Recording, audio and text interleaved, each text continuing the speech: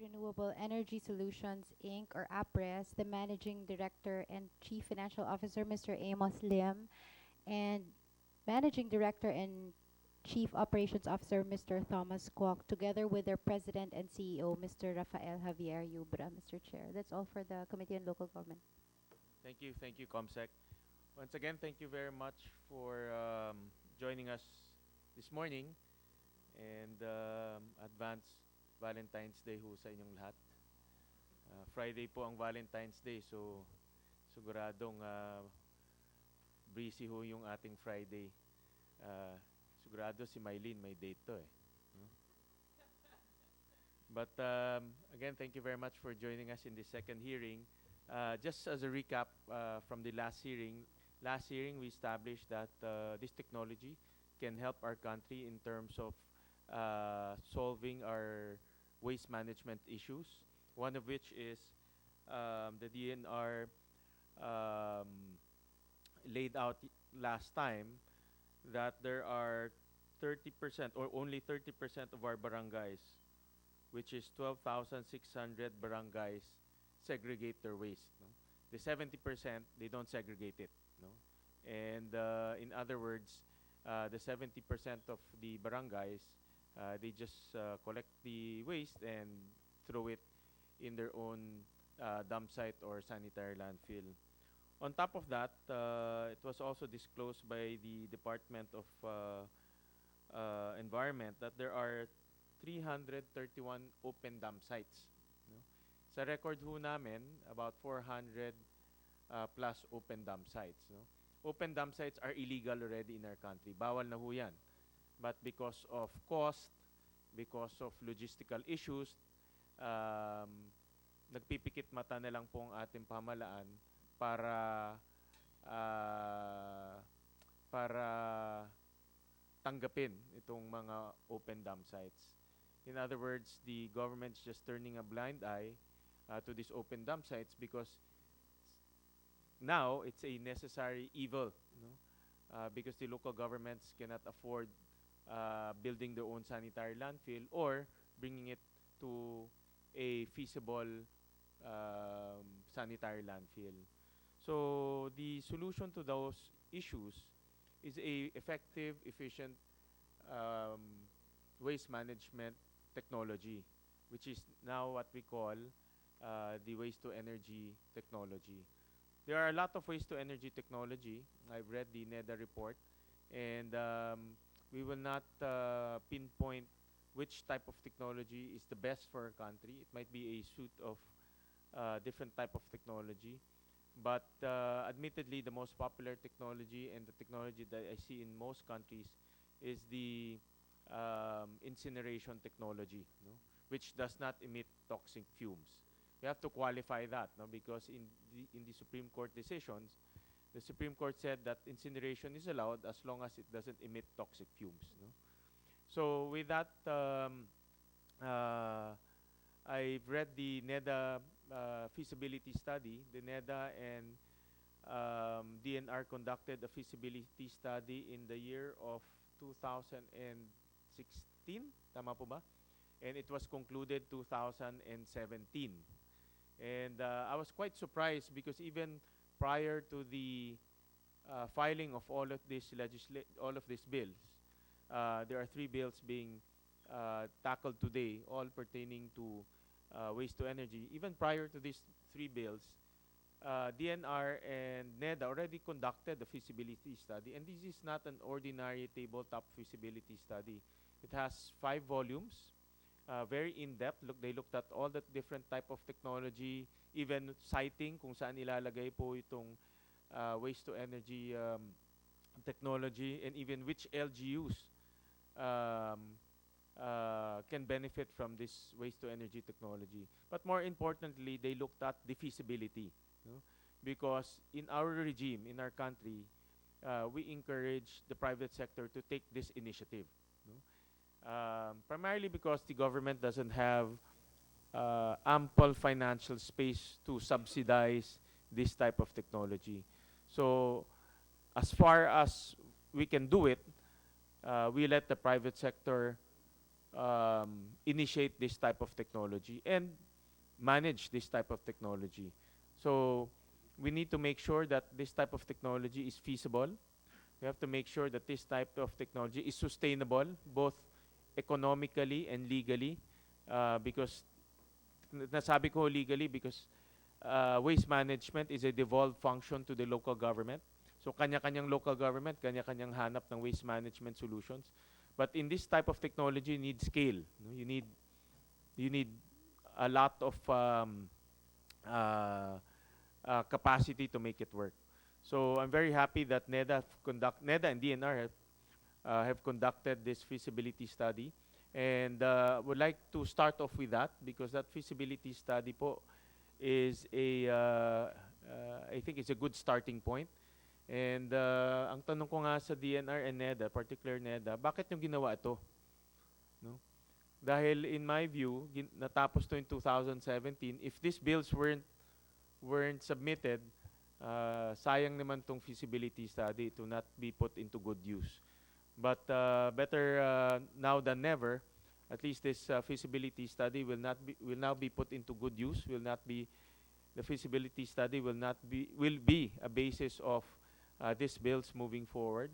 So we want to hear from NEDA the salient points of this feasibility study, and most of all, at the end, their findings and their recommendations on how to move forward.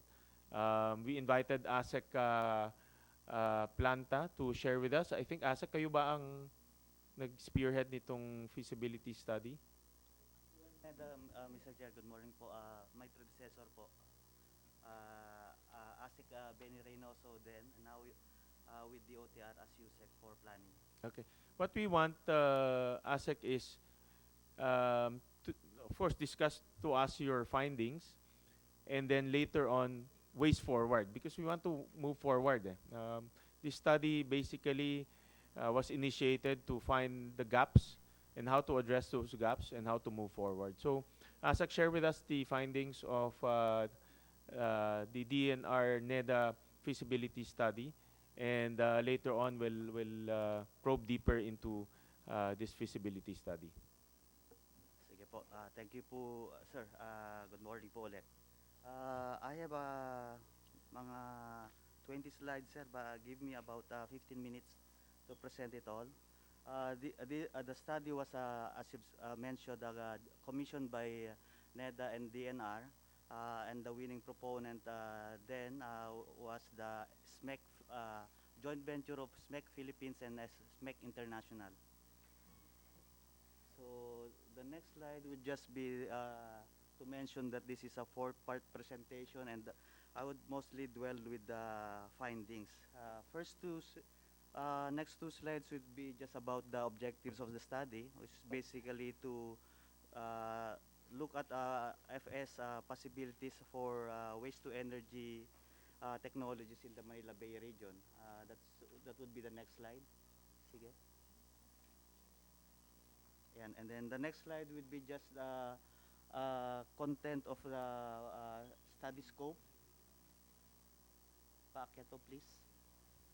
What we want for our feasibility studies, yung comprehensiveness po. So we'd like to see yung technical analysis, the site selection, technology integration and evaluation po. Dito na po nakikita yung the choices of technology, ano po yung mga options analysis, ano po yung pricing, which would lead to sa cost estimation and then the implementation plan.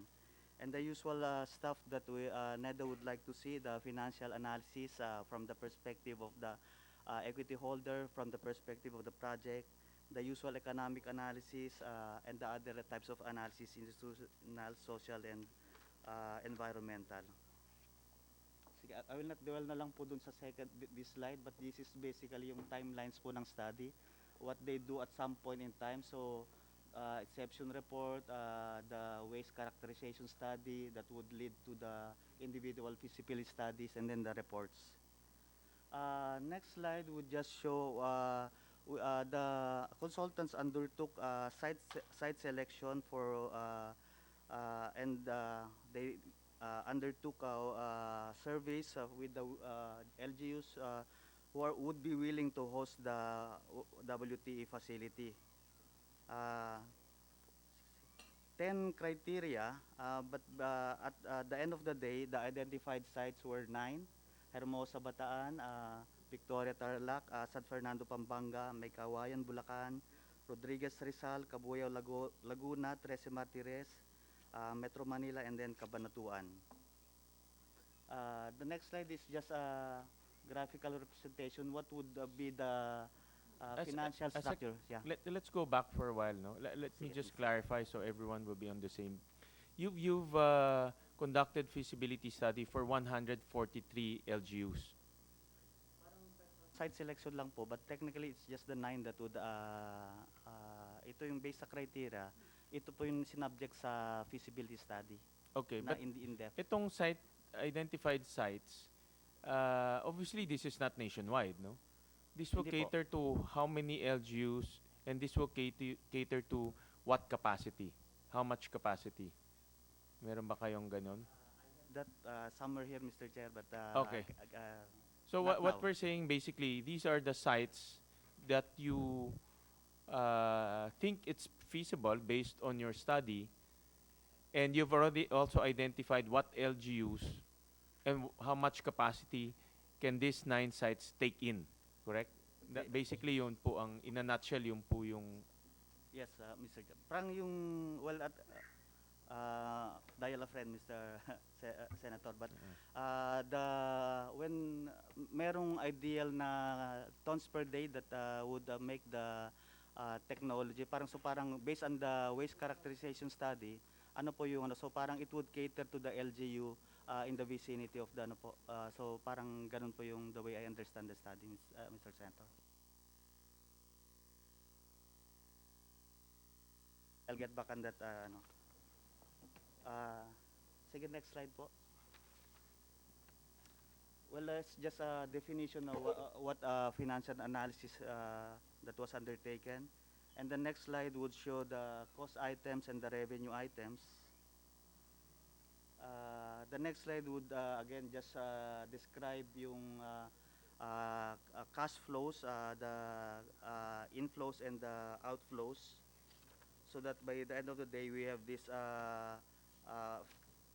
viability from the perspective of the proponent and from the perspective of the project. So the next slide would show na po yung mga results natin. So for the large scale project, meaning it would cater to about 1,200 tons per day. This is for Metro Manila and Rodriguez Rizal. Both financially viable. Yung sa Vitas po, the net total project cost would be about 12.6 billion. For Rizal, it's about 11.8 billion. Yung buong technology, as we understand it, EPC would be about 9.4 billion. Ito po yung incineration na would probably have a 36 megawatt capacity. Yung marami pong mga assumptions dito na nakapaloob. Exchange rate would, is about 47:1 during the study. 25 years of implementation. Yung feed-in tariff na ginamit is about 6.63 pesos per kilowatt hours. And then the WAC, the weighted average cost of capital, it estimated a loan of about 70% with a 6% interest rate, and an equity of about 30% na 15% po ang interest rate.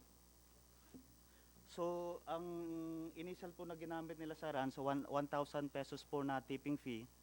But ito pong based on the financial analysis, the break-even tipping fee po for Metro Manila would be about 1,175.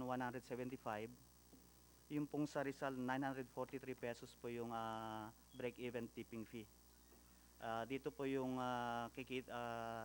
anything above that, okay na po dun sa private sector proponent. The next slide would be sandali, Sec. So let's repeat this. Ito ang sinasabi nyo, 1,000 pesos ang tipping fee dito.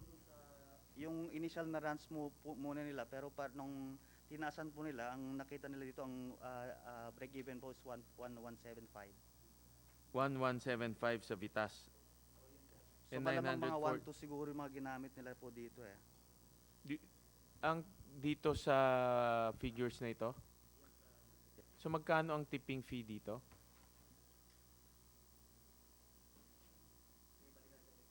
Oo. Kasi importante yan eh. Ano ba yung mga revenue streams niya? Tipping fee, electricity sales, and yung fit. Lahat po sila, even the small scale 6.63 po, per kilowatt hours po. Parang ang ginamit po nila fit for biomass tapos for the 25 years po yun na 6.63. Okay. Okay. Oh, yes po.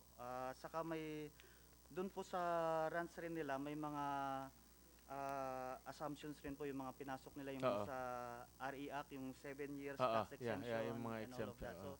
all the But in tipping fee, I want to probe on the tipping fee because the tipping fee is one of the key revenue streams eh. No? Eh, yan ang magiging point of debate because the tipping fee in our country is unregulated. No? There's no basis actually kung ano yung naisip ng LGU, yun ang tipping fee. So that's why it's very important to understand the dynamics of the tipping fee.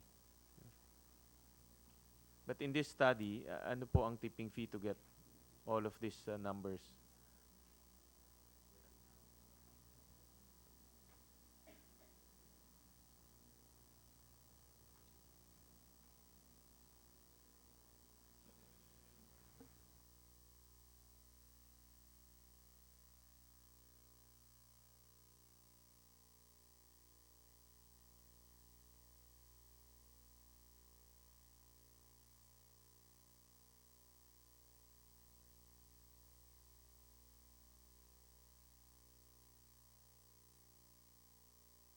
Okay, can I just continue then I'll get back to you with all the tipping Okay, go fees. ahead. Mukhang malalim yung sa Sige, sige.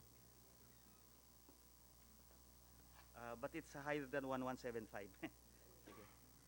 Next would be on the medium scale projects. So ang recommended technology would be gasification, so 9 megawatts.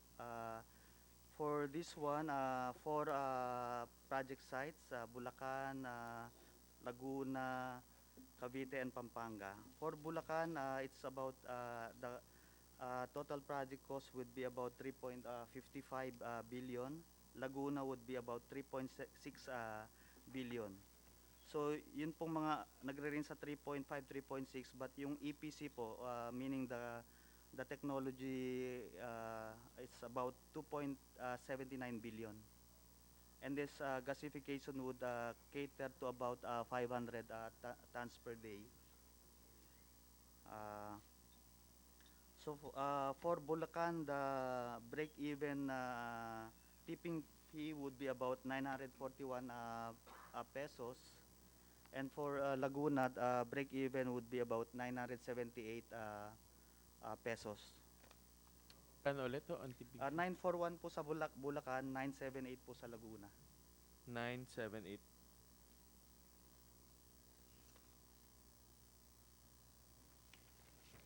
Next slide would still be the gasification technology. Nandun pa rin tayo sa range na 3.6. So Cavite would be about 3.66 billion, Pampanga 3.67 billion. And the break-even tipping fee would be 1,020 for Cavite and 1,010 for Pampanga. These are 2016 prices, Mr. Senator, Mr. Chair.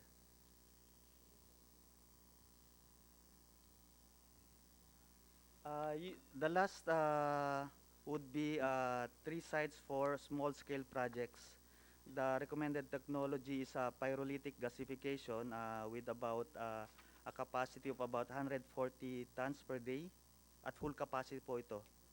So, ang range po ng cost would be about 1.2 billion, 1.21 for Bataan, 1.22 for Tarlac, and 1.21 for Nueva Ecija. The EPC cost would be about 947 million pesos po. Mas mababa. And then the Tipping fee break-even would be 743 for Bataan, 752 for Tarlac, and 743 for Nueva Ecija.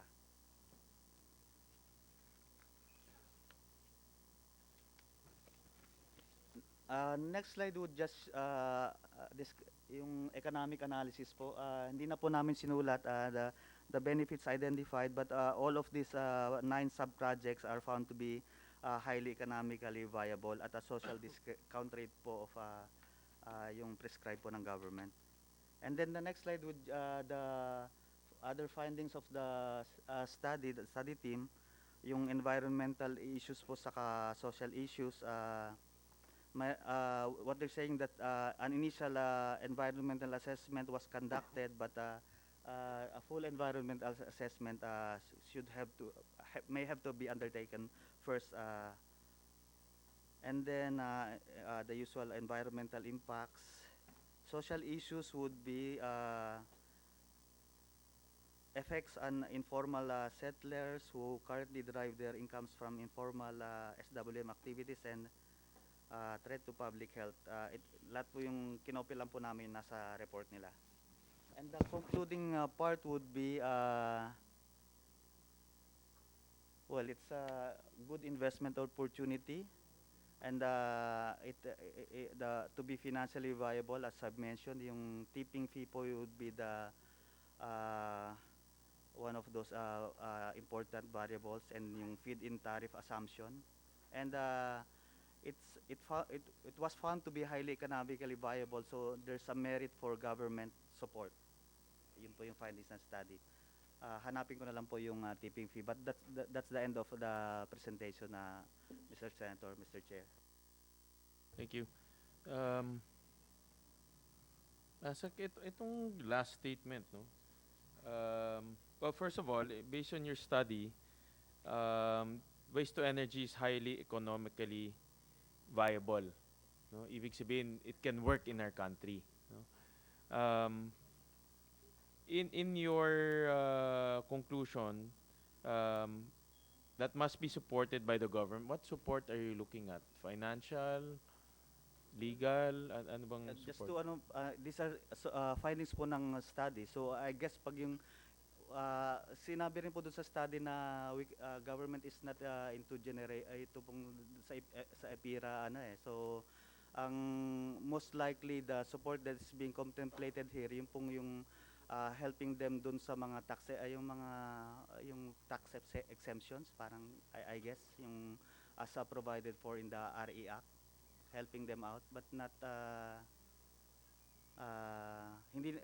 wala pong specific pero parang the way we understand it is hindi siguro national lang iniisip ng consultants natin, but local government. Hindi nyo sinaming consultants nyo. Parang I can see that you're not familiar with this study eh. Dapat sinama nyo na lang yung consultant. Kasi siya yung gumawa eh. Hindi siya na mag-discuss. Diba? Hindi nyo dala siya. I think we've concluded mga 2017 po eh. Oh, hindi. Pwede, I'm sure you can invite them, no? Dahil sila yung gumawa eh. And we need to discuss all of these details. So number one, yung tipping fee, like for example here, to be financially viable. Can you pull up that slide? Sa conclusions.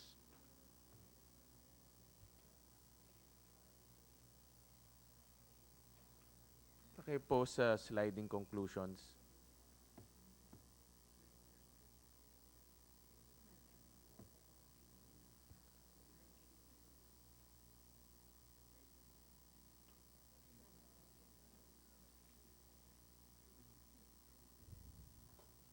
Yan, dito po, to be financially viable, the project must charge for an adequate tipping or gate fees for the treatment of waste coming from the target city's municipality. So ano ba itong adequate tipping fee or gate fee? No? I wanted to discuss that today, no? Because that is the primary source of revenue for this WTE. But what is the adequate tipping fee or gate fee, considering that this is a deregulated variable. It's the LGU that determines this tipping fee and gate fee. But we have to understand also, ano ba yung gaano kalayo ba tayo?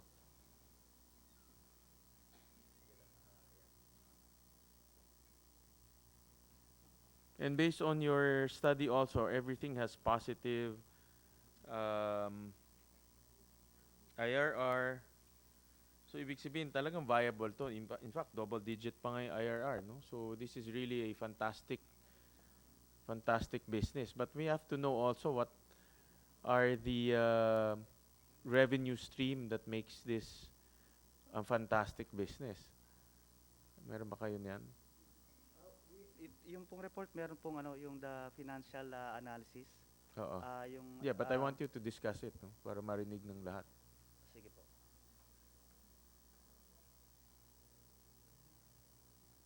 Yung,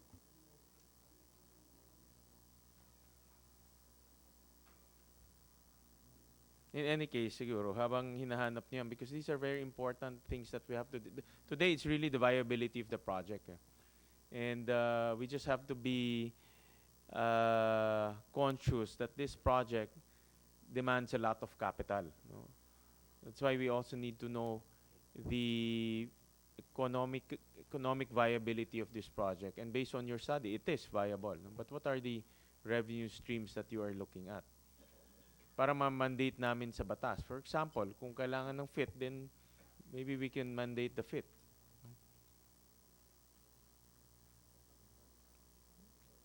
Mr. Chair, I'm seeing itong ano the report says it's they use the 1,000 as a tipping fee.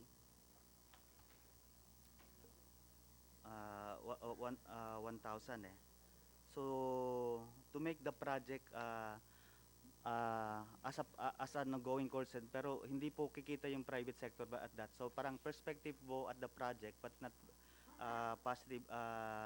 So kaya nga po yung the one I showed earlier is yung equity perspective sa perspective po ng nangangapital yung 1175, but they use 1,000 for ano tipping fee. Parang what they're saying here is that MMD is about 600 pesos per ton during the time study. So taking into, well, didn't so parang they just pulled in a figure of 1,000. So at 1,000, it's economically viable. This is your, let's go back to that large scale. I want to go itong large scale. So itong large scale, anong revenue streams na tinitignan nyo dito?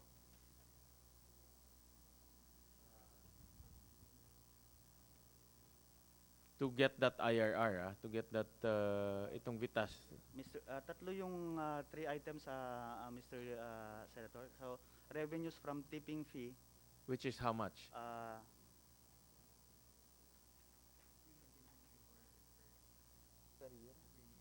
394,000 million.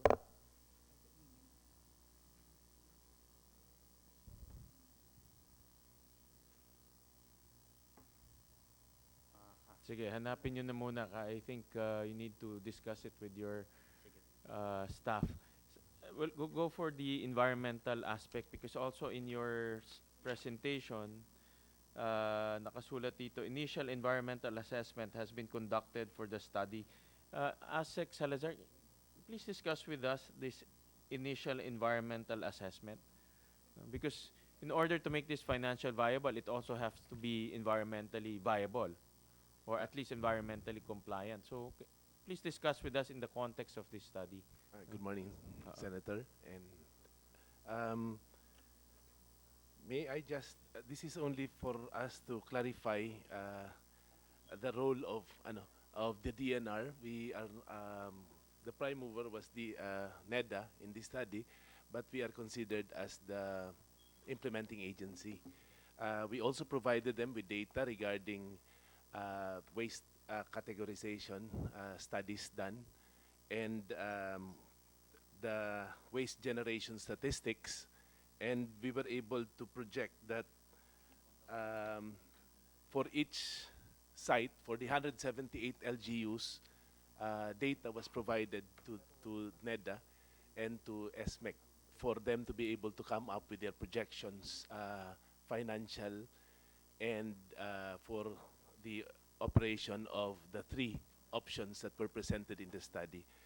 I'd also like to emphasize that waste generation in Metro Manila uh, is now about 3,406,662 tons, and it is projected to increase to 3,527,484 tons, and that is only in Metro Manila. For the whole country, we now have about an estimated number of 21 million plus tons, 21,016,523 tons, and it is projected to increase to 21,844,080 tons Can you nationwide. repeat that, Asek? In Metro Manila, it's 3 million metric tons per For- day 3,406,662 tons per year. per year. Okay. Yes. And then it is projected to And in Metro Manila, it is projected to increase to about 3,527,484 tons per year, sir. by year of what? By year 2021, sir. Okay. Senator. So nationwide, Nationwide, it will jump from 21,016,523 tons to 21,844,080 tons okay. nationwide. Okay. This is annual projection, and it was projected based on population growth. Okay. And Based Uh, on those projections, both Metro Manila and nationwide, I have two questions. First of all, itong sinabi niyong projection, based on that, how much landfill space do we need? And how much landfill space do we have right now? So, ano yung current situation natin based on all of these capacities that you gave me? And Current- then later on, ano ang kakailanganin nating landfill space? No? Obviously, lumalaki siya. So, lalaki yung landfill space natin. Yes, sir. This is in consideration that we have landfill. But we all know that marami pa rin open dump sites. No? So, what is the current situation ngayon? We now have about 186 sanitary landfills servicing about 407 local government units. And this is only about 25% coverage. It means that we still have to establish more landfills, meaning more space will have to be allocated for this purpose. And there are a lot of illegal dump sites still operating. As of now, there is about 331, despite closure of several dump sites by the DNR. The problem is affordability of the LGUs. Second, there is a need for us to have better site selection. Site selection should also be done to make sure that this will not be affecting the environment and the surrounding areas where these landfills are operating. So, as you mentioned, there are about 186 sanitary landfill catering to how many LGUs? Only to 407 LGUs, sir. 407 LGUs.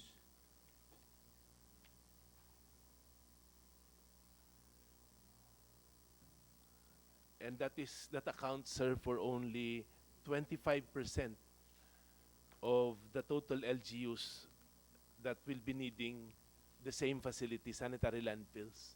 That is why a lot of them are now operating and just dumping it in open dump So sites. you're saying what you're saying is 75% of our LGUs resort to illegal dump sites. Yes, sir.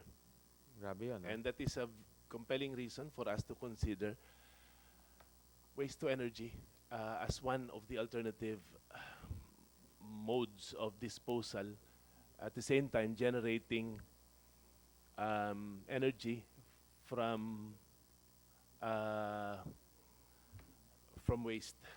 Okay. Asek, I'll go into the research. No, I want to discuss the initial environmental assessment. No, and this is in the context of the um, environmental aspects of the technologies being prescribed. Let's focus on the large scale, no, which is incineration. And this was discussed during the last hearing. We invited one of the NGOs to voice out their opinion, and there are allegations, no, that this type of technology can be hazardous um, to our country and also to the public.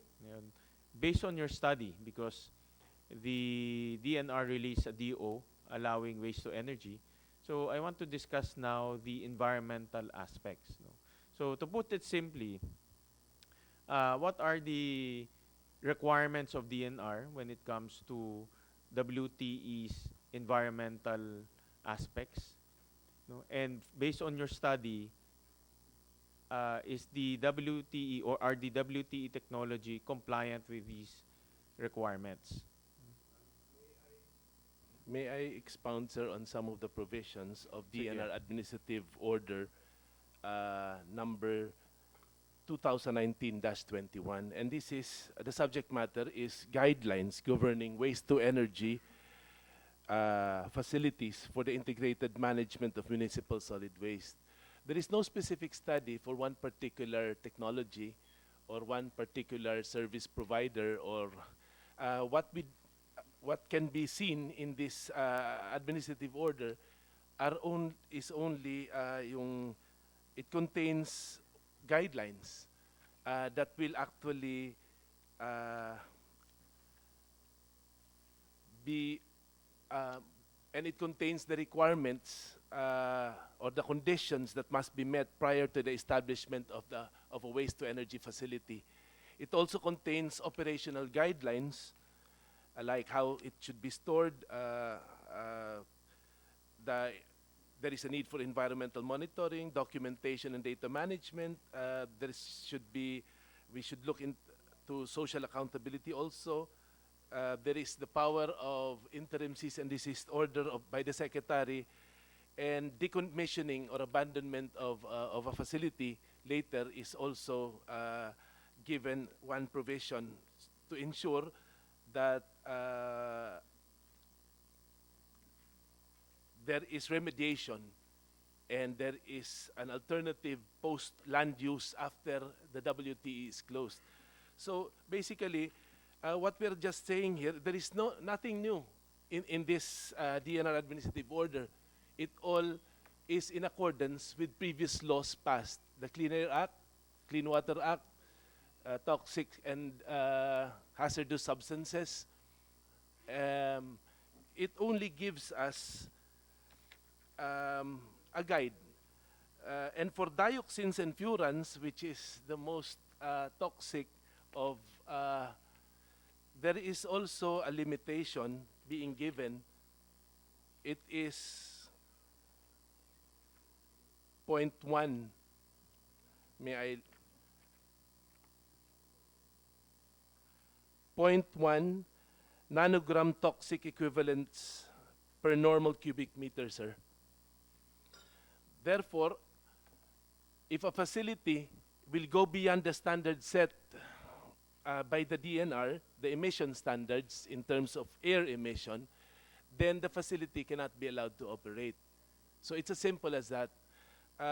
We consider other possible chemicals, and we also consider particulate matter, nitrogen dioxide, carbon monoxide, aside from dioxins and furans, antimony, arsenic, cadmium, copper, and a lot more.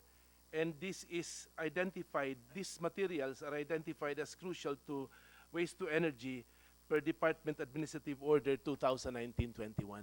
So there is no specific study, sir, Senator, but it's simply just providing the standard for them, for the service providers or those who will actually provide WTE facilities to make sure that water and air emissions are compliant with the standards of the Department of Environment and Natural Resources.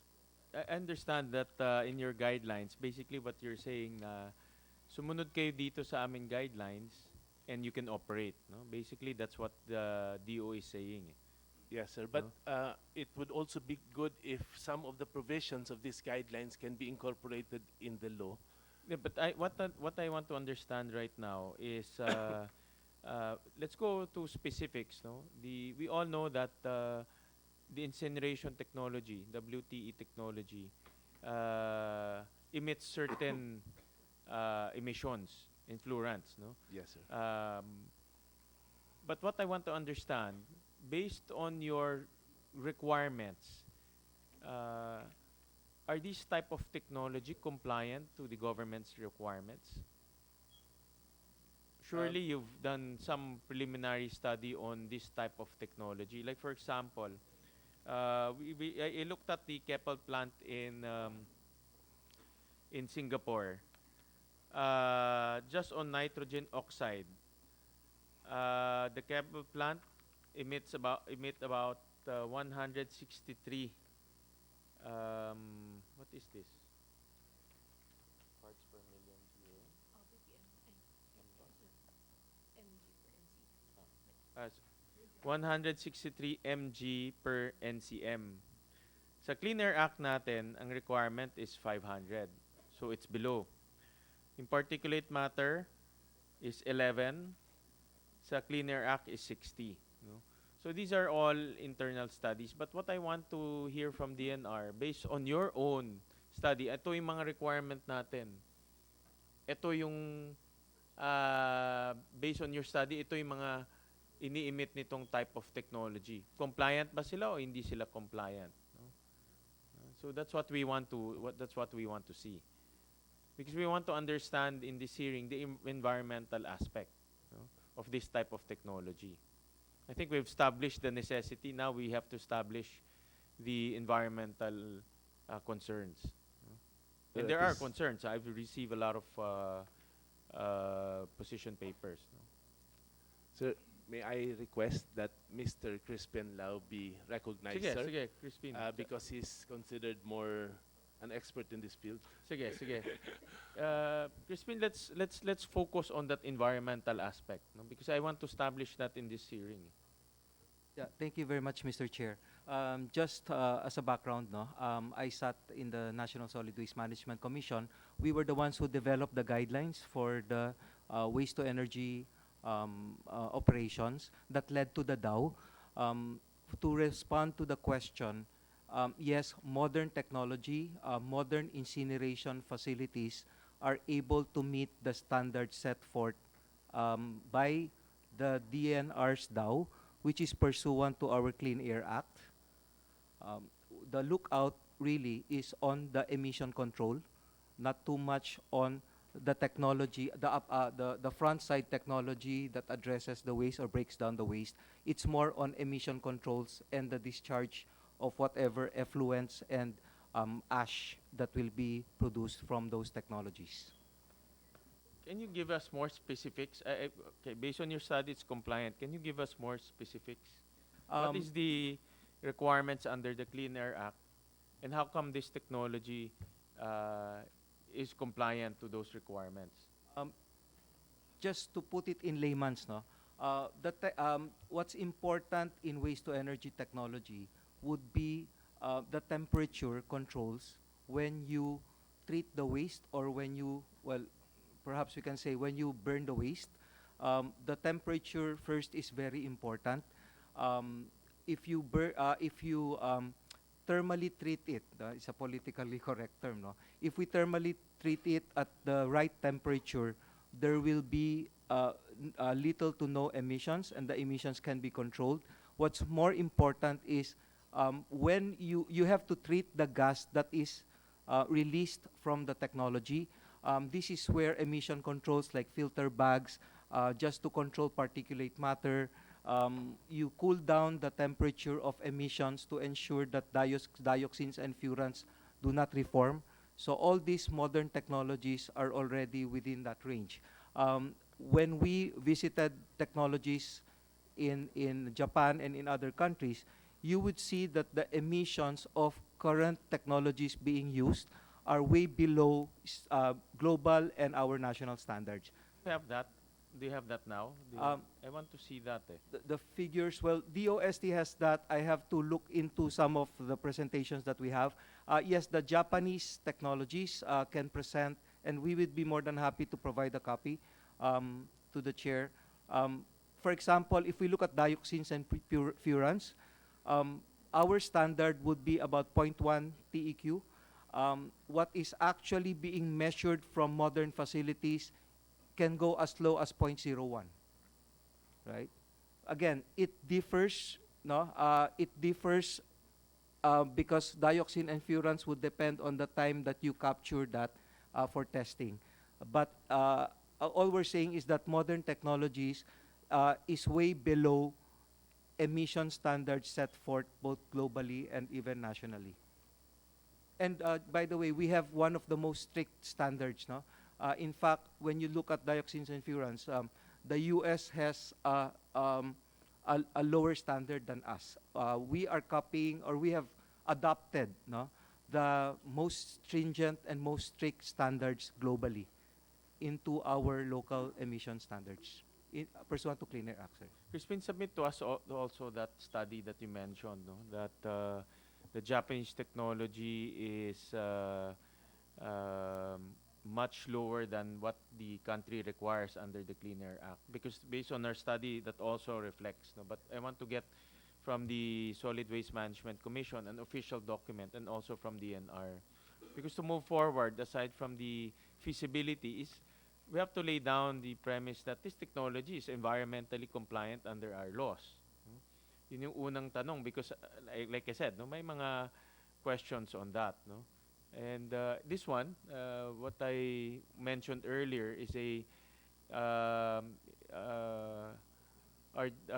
data we gathered from our visit in the WTE plant in Singapore. If you look at the nitrogen oxide, so for dioxide and particulate matter, they're all way below what is required of the Clean Air Act. And this one is what we, this is a plant that I visited also in Berlin. No? And this is in the middle of Berlin. If you look at the sulfur dioxide, hydrogen chloride, nitrogen oxide, and mercury, they're all below what is required by the Clean Air Act. So this is what I want to see, no, from DNR and from the Solid Waste Management Commission. Itong ganitong ka-detailed, because these are very technical, no? But we have to prove technically also that this type of technology is compliant. No? Based on our initial study, and this is our own in-house study, it's compliant. But I want to get an official response from the DNR and the Solid Waste Management Commission, which is an attached agency of DNR. Ito yung gusto natin makita. No? All right. We're also joined by DOH. Sir, can you share with us also your views on waste to energy in light of public health? Okay. Well, on the part of the Department of Health, we support the waste to energy technologies, no, to in terms of managing our solid waste, no, in the country.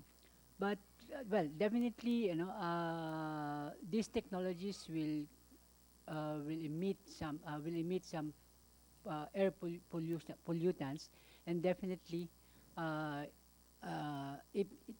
if these pollutants are not compliant with the DNR standards, definitely it will create an adverse impact to human health. No, first thing, air pollutant could be a source of irritant. No, it can irritant to the eyes, to the ears, to the nose, to the throat. No, then definitely it will cause respiratory disease, and prolonged exposure to air pollution will result to cardiovascular disease. No, so well, I think in terms of the health implications of air pollution is well defined, and for the Department of Health for us to uh, to prevent the occurrence of these illnesses.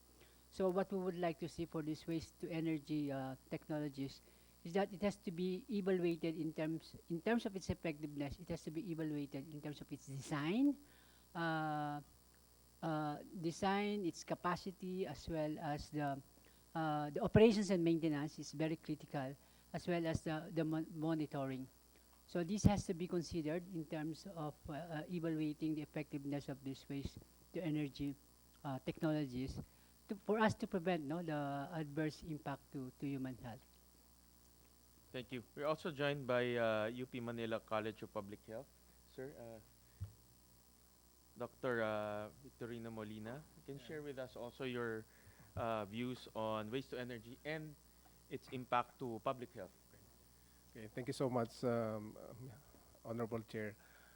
The College of Public Health UP Manila actually supports in principle the concept of waste to energy because considering the development and the waste that we generate vis-a-vis the technology for waste treatment and disposal actually hindi sa balance mas madami yung waste kaysa dun sa available resources or even space for this.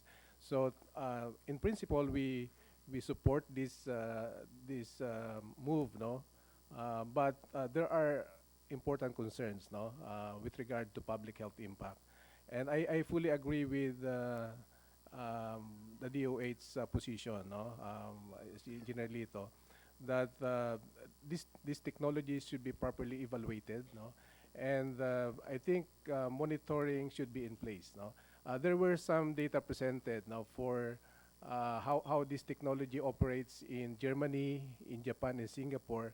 The challenge now is, do we really have the capacity to operate this technology on a Philippine setting? One important concern is the monitoring.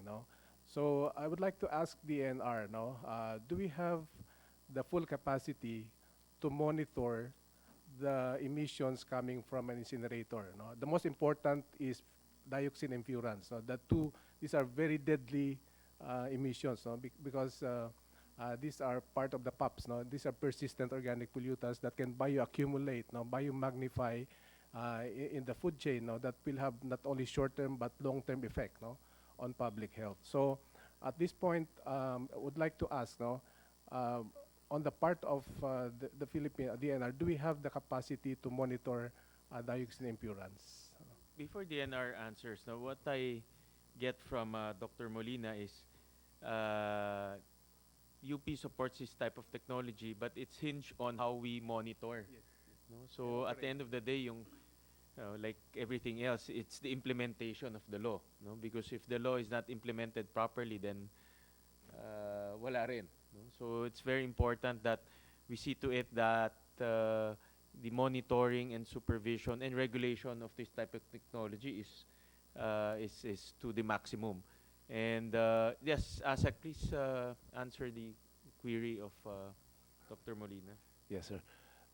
Dr. Molina, I'd like to refer you again to the DAO, where there is a provision specifically for environmental monitoring, and it requires the facility operator to submit to EMB quarterly self-monitoring report, a semi-annual compliance monitoring report in accordance with Department Administrative Order 2003-27 and other new relevant issuances. Second, the facility operator should install a monitoring system, an environmental monitoring system linked with EMB, not only measuring particulate matter, but other like nitrogen oxide, carbon dioxide, and other chemicals as well, and even the temperature and other parameters. And in coordination with the EMB, and this was well thought of because it was done by the Solid Waste Management Commission and consulted with other sectors. And for those WTE facilities utilizing thermal process, whether burn or non-burn, they must conduct sampling and analysis for dioxins and furans based on EMB Memorandum Circular 2007-003, or the Policy on Compliance and Permitting for Industrial Facilities Related to Air Quality. Aside from that, yung dioxins and furans will have to be measured over a sampling period of a minimum of 6 to 8 hours. It cannot be just one-time sampling. It has to be done throughout a period of 6 to 8 hours to ensure that it really must not exceed the limit in those 8-hour period, 6 to 8-hour period, of 0.1 nanogram toxic equivalent per normal cubic meter. And this is based on, I will no longer go into the details, but aside from that, effluents will have to be in accordance with water quality guidelines. And for the question of whether the DNR is capable of monitoring, yes. However, we would appreciate if a provision in the law will also say, will also give us more manpower, meaning creation of more positions, because WTE might be the trend and might increase. There might be an increase in, ibig sabihin, there is a need for an increase in personnel. Second, for capability building and training, it should be continuous. We should have competent personnel monitoring these facilities. It is also stated in as one of the requirements that a manual of operation and quality assurance and control will have to be submitted.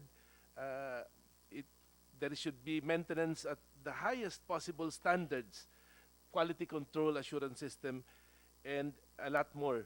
So in section 5 on the requirements and the operational guidelines, it is stated there already.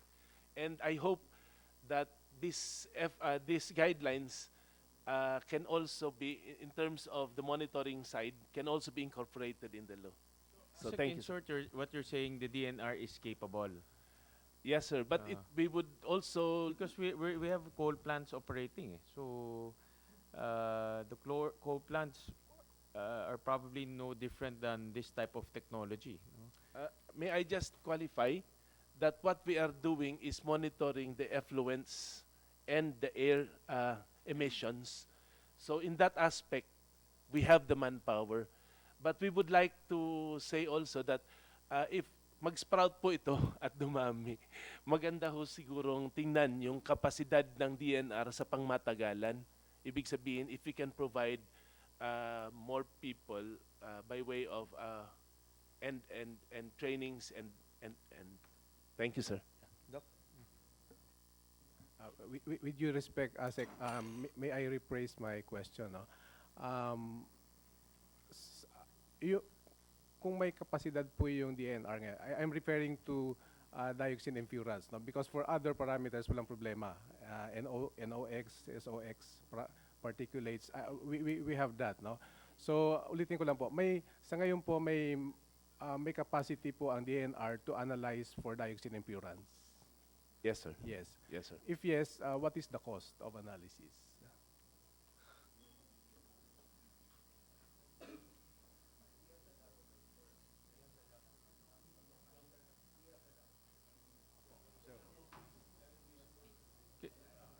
Sir, can you please use the mic? So we have a laboratory, but with regards to the cost and the fees, we still do not have for furans and dioxins. So, I'm not sure. Wala pa nga, wala pa po. Ay, wala pa. So yun po. So ibig sabihin wala pa po tayong ginagawa for this, no, for dioxin and furans. Yeah, because this is Senator, this is a very important concern, no, with regard to monitoring. Kasi But yung health impact dito po siya nakasalalay, But no. look, we have other plants here. We have coal plants. We have Ang other pinag-aaralan lang, industrial plants. Di ba hindi na monitor yun?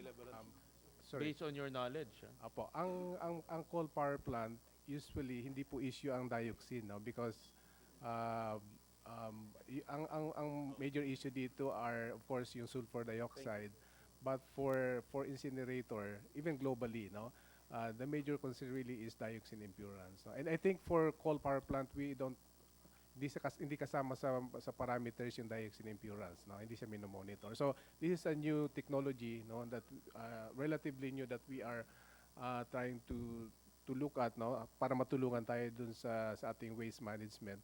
Pero yung dun sa public health concern, gusto rin natin ma-ensure, no, that the pollutants that are related to this particular technology are properly monitored, no? Because globally, no, ang isa kasing nakakatakot, hindi naman nakakatakot, but major concern, no, with dioxin impurance is the long-term impact, no?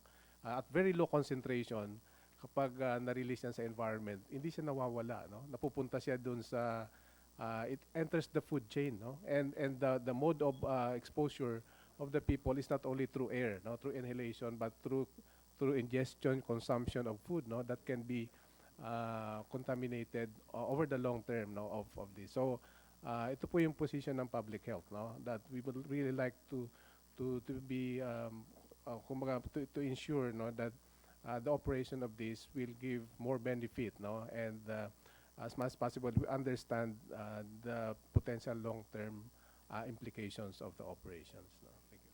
Doc Molina, but let's go back to the technology, no? The premise here is provided that government will monitor and has the capability of monitoring it, correct? But based on your research and knowledge, no, this type of technology, the waste to energy technology, specifically the incineration type of technology,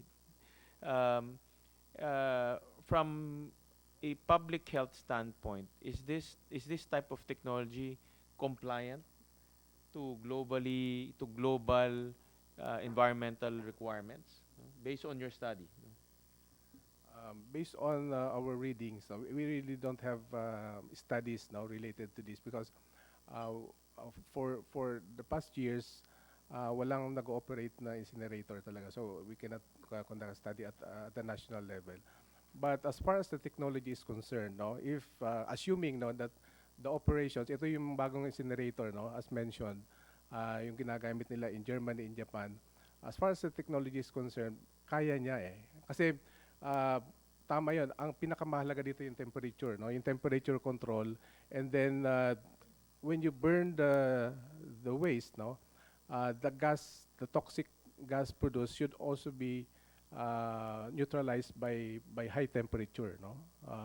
And I think the working temperature is around 1200 degrees centigrade. It's very high temperature. So really, Senator, the major issue here is the operation, no? The operation of the incinerator in terms of really addressing the emissions, no? Kasi pag hindi natin ito na-ensure, it will have for sure, no, a long-term public health impact, no? Although in principle I said this is the move, no, for WTE is commendable, no, but it may have some externalities, no, negative externalities in the future if we cannot address this issue at the moment. Thank you. In other words, the plant should be the guidelines and the requirements should be for the plant should be very stringent, no? And the monitoring should be very stringent also, and the capacity, no. I think ASEC naman admitted that they need more manpower, no. I think in that regard, they admit their shortcomings, no.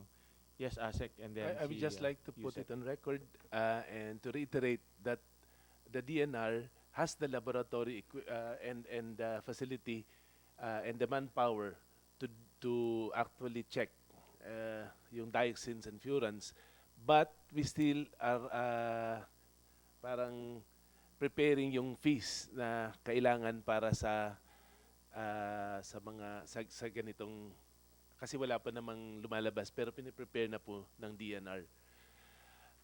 Yun lang po para lang maging Yusek? on.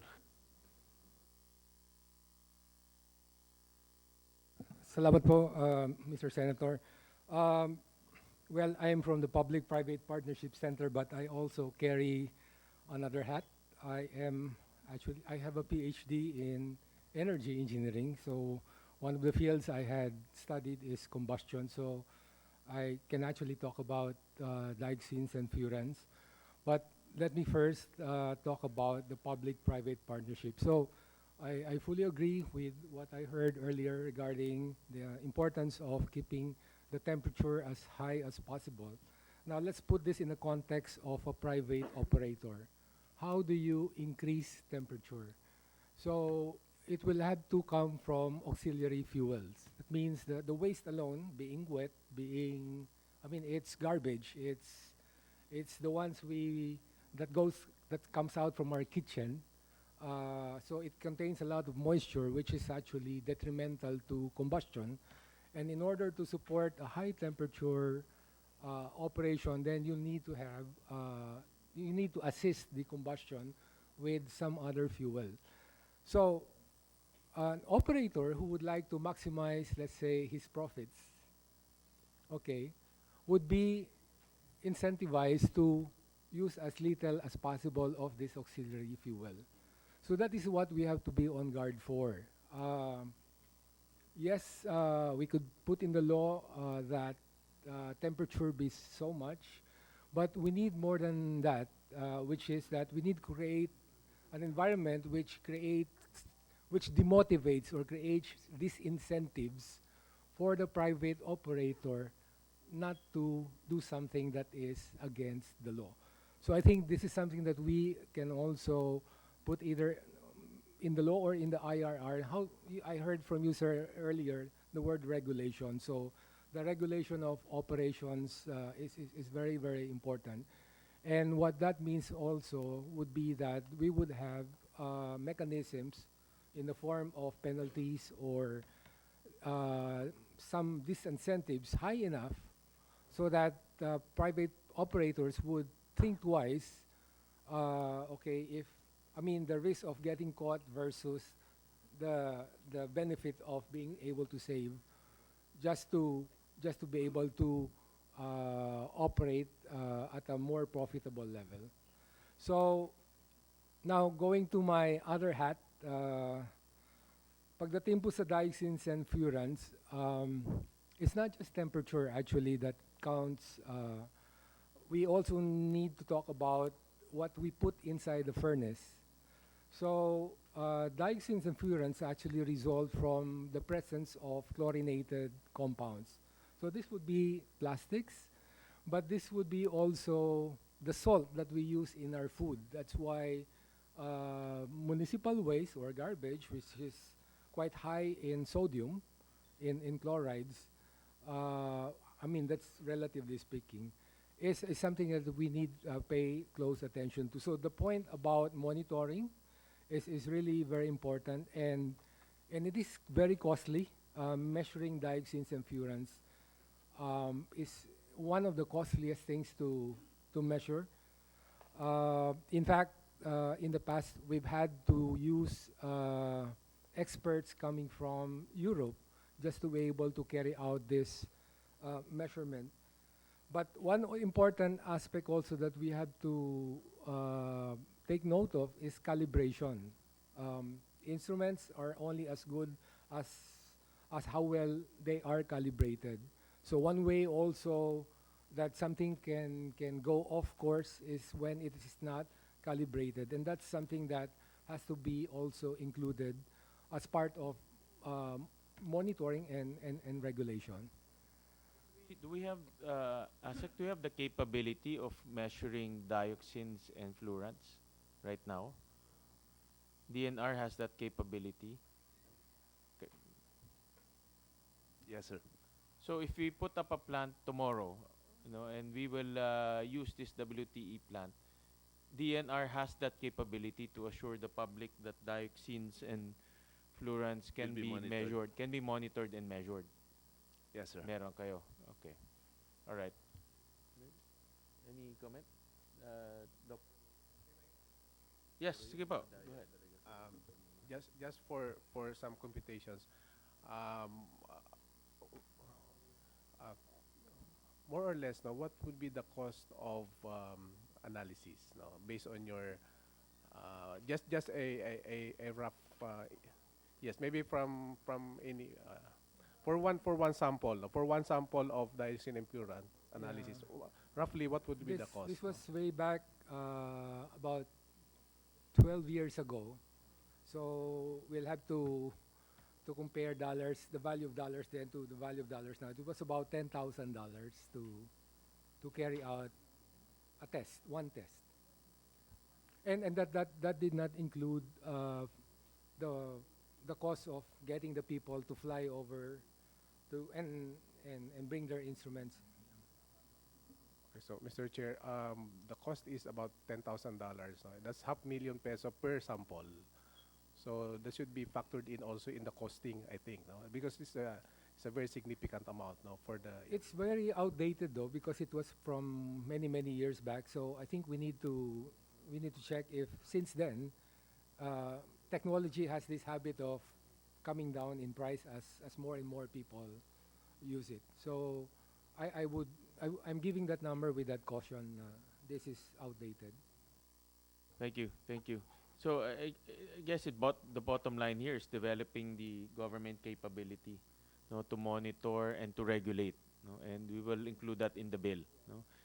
And Mr. Senator, if I may add, yung tanong po ninyo kanina kasi, does the technology have the capability? A lot of technologies have evolved over time already and really were quite capable. But then it is really the question of whether during operation, think about our cars, no? So we are supposed to also pass emissions testing before we can have our cars registered. But we all know what happens also in those emission testing centers. I think you know what I mean. So it's really very important that the measures to regulate, to control, to ensure not only the private sector but those tasked with enforcing the law are properly equipped, are properly capacitated, as what was mentioned by my colleague from DNR, in order that we really have an environment where this is something that will work. Thank you. Thank you, Yusek. Thank you. We've discussed the environmental aspects of WTE. We go back to the economic aspects of WTE, and like to you hear from IPM, who's a leader in waste management services. I know IPM has conducted, Attorney Dwight, no? You've conducted extensive research, feasibility studies on WTE. I would like to just pick your brains on how this technology can work from the point of view of the private sector. Because what we want here is the private sector to be the enabler, no? Kayo yung magpapatayo ng technology, kayo yung mag-operate ng technology. And of course, I mentioned earlier, the government doesn't have enough fiscal space to shell out subsidies, no? As much as possible, that is frowned upon. Now, from a private sector standpoint, what will make this technology work? Because crafting the law is one aspect, no? It's one process. Making the law a reality is another question, no? So we have to make sure that we embed in the law provision that will encourage the private sector to participate, no? Good morning once again, Senator. I think based to kasi sa studies, the studies that have been made, including those that we have done, and probably some of the proponents, iba-iba ho kasi yung stages eh. There are advanced stages and there are those that are on table. Of course, we acknowledge that NEDA also has its own efforts on this. But at the end of the day, we look at it from the point of view of somebody who is holding the garbage. We have more concerns than the amounts being thrown into the table. First is really the feedstock. That will be our main concern, the kind of feedstock that we need. Because whether or not it is really viable, as we mentioned in the last hearing, we might be burning water, and that makes it all really very hard for all of us in terms of the cost and in terms also of making sure that we are able to comply with the emissions. Ms. Dre of Quezon City is here. They are more on an advanced stage as far as these studies are concerned. As a matter of fact, they already have a PPP contract.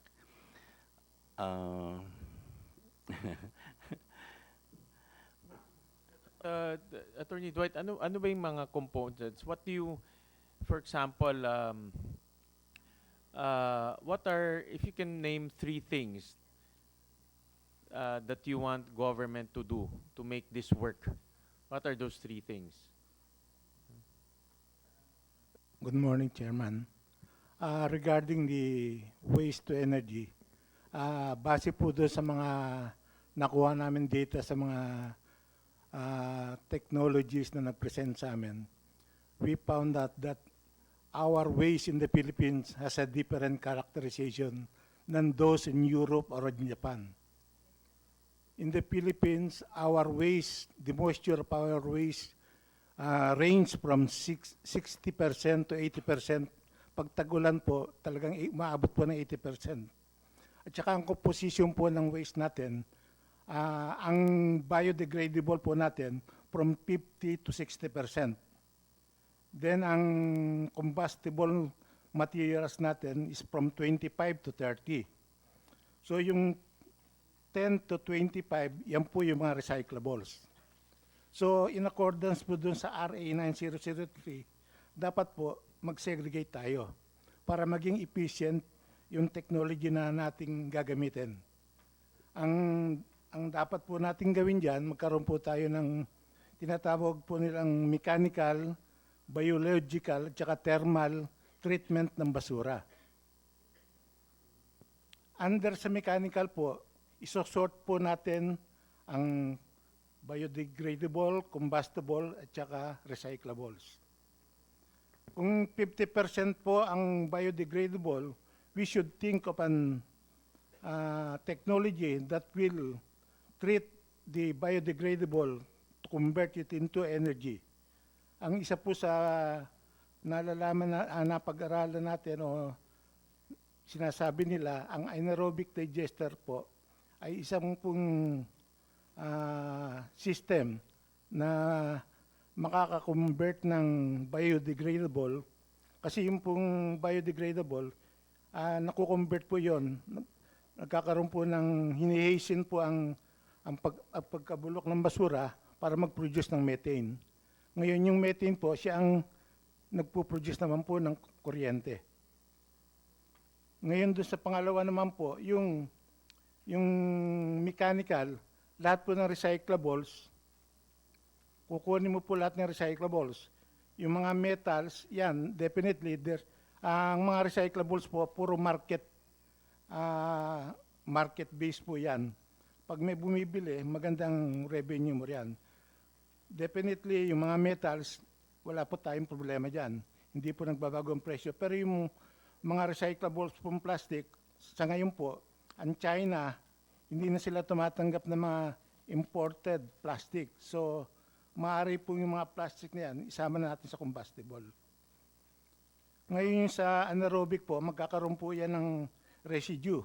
Yung pong residue na yun, pwede mo rin pong gawing organic fertilizer. Ngayon, kung wala po tayong sale ng organic fertilizer, yung pong residue na yun, pwede mo pa rin patuyuin, tapos ipid mo po sa incineration. So, yung pangatlong proseso po, yan ang tinatawag nating thermal. Either incineration, gasification, yun po ang mostly, puro combustible materials lang po ang ipapasok mo ron. So, wala ka nang susunugin tubig. At least yung mga moisture nun between 30 to 40% na lang po, which is more economical than burning 80% of water. Having said that, Engineer, magkanong tipping fee ang kailangan to make this economical? Ang ang kinukuha po namin sa 1,000, minimum po, 1,500 na capacity. That's good only for Metro Manila. Yung pong tipping fee nating 600 to 800, kakayanin na po siya. Kaya lang, hindi pa po kaya lang doon mang distribution, tsaka yung mga permits, balida sa makina lang po, tsaka doon sa energy.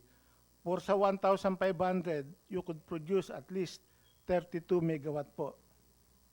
Na ang range po ng costing niya between 6 to 7 billion pesos. Ulitin ko po So for Metro Manila, ang capacity is 1,500 Minimum metric tons. po, para no? maging viable siya. Oo, minimum siya. With the current tipping fee With na the current tipping fee of 6 to 800 6 po. to 800.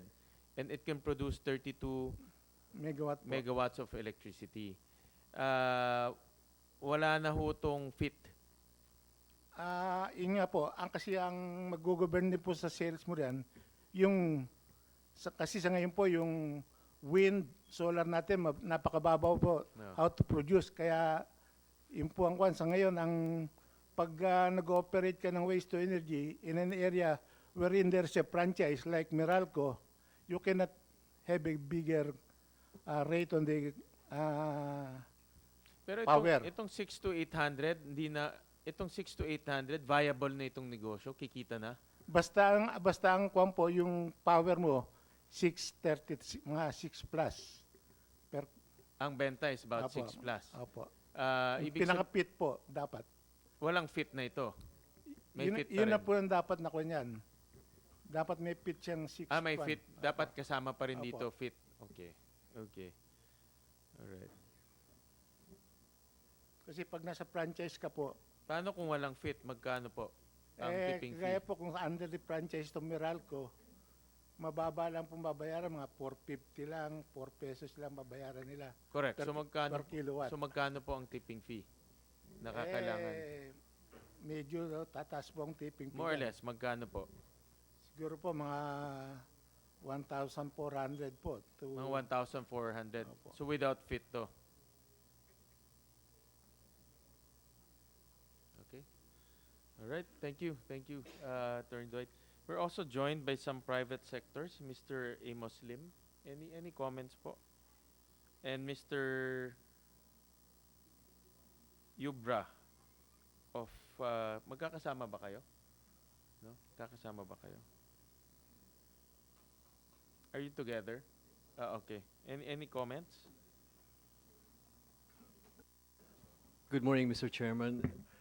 Together with my team, Mr. Thomas Kwok, our Chief Operations Officer and engineer himself, who has built several plants around the world, particularly in Qatar, I think I would like to ask him to give his thoughts on the technical aspect of the waste to energy for which we have come for and hope to build some in this country since we came mid of last year in this country. So, Mr. Chairman. Yes, go ahead, Mr. Kwok. Good morning, Mr. Chairman, ladies and gentlemen. I'm Thomas. I think there's one key question which I've been here for the last 1 year in the Philippines, running around trying to figure out, especially on the waste, the basuras, basically, the tipping fee. Different areas and different region, the measurement is by per cubic meter rather than tonnage. So the price given, like some, for example, in Pampanga, I was being told 600 peso is per cubic meter. So you would have convert into ton. The compression rate in the Philippines is 0.4, or the factor of 2.5. This number get many people confused. So we need to get it right for measurement, because if you don't measure it correctly, the understanding is all wrong, especially on the economics of it. For WTE, the measurements are all in tonnage, because the burning rate are also in tonnage as compared to the NCV. The net calorific value is very important. Like just now, the previous speaker has given his note on the wetness. If the waste is wet, generally, you go into the incinerator, you will have issues, a problem. The first issue is basically you need to, the temperature will drop. When temperature drop, you need to pump in fuel, the light fuel oil, costs money to buy or diesel fuel to bring up to the right temperature, so it will not be efficient. That means you'll be losing money. And on the other hand, when it's wet, you will have clogging issues, the fly ash will have clogging on the back filters, and even the EP, this electric precipitator will have issue. So operation is really a science and an art. It's no one size fit all. It really very much depending on the operator on site to be trained properly, operate properly, so it's as efficient as possible and as economic as possible. Because as any plant, we need to make money to return the return on investment to the investor or to the bank. Okay, then I think there's any other issue? Oh yes, as of the health, there's earlier been point on the this dioxin and fluorine. Dioxin and fluorine, it cannot be monitored online because it need to be collected as a sample, like a bomb, they call that in hydrocarbon. It need to be brought to the laboratory using mass spectrophometer. Mass spectrophometer is a very expensive machine. You analyze the gas, and the result takes many, many days. Large facility will have their own in-house quality assurance or quality control, a lab within the plant. Where I came from, I was from Singapore, Keppel Sagers. It was my previous, one of my previous employment. And I was also previously the general manager in Qatar, the world's largest waste-to-energy facility and also wastewater treatment plant. Within it is the client specified or the government specified. You must have an in-house lab. The lab is bigger than this entire room. All kind of measurement, everything. We do not want to bring overseas because time constraint and not available in the immediate, especially dioxin. We test it on site, and the information is captured and provided to the government on a regular basis to be monitored. Besides those online monitoring for your SOx, for your carbon dioxide, for your NOx, your particulate matter. These are the very common measurement even in a coal-fired power plant, even the oil-fired power plant and CCPP. It's all the same, basically. So like I said, as long you have a regulation in place, proper measurement, proper regulatory control with auditor coming, checking the records, it can be done safely without much of this health concern to the environment itself. So rest assured that it has been done in many places, especially in Europe. In Singapore, already 1970, a long time. In Japan also. Now, currently, in China alone, is ramping up this technology. They is trying to phase out coal-fired power plant and also in return, gas-fired and waste-to-energy, because they also have a huge problem in the waste, especially domestic solid waste. So as we speak, they are already doing quite a lot of things. So Philippines, I said, is a huge population, and for many decades has been doing this dump site landfill. But I said all these are not complete because dump site also have its own issues and his own issues, especially the leachates and the gas emission, the methane coming out from decomposition. And most important is on ecology. Many people forgotten, they call microplastic. Today is being recognized, especially in Japan, is a big issue.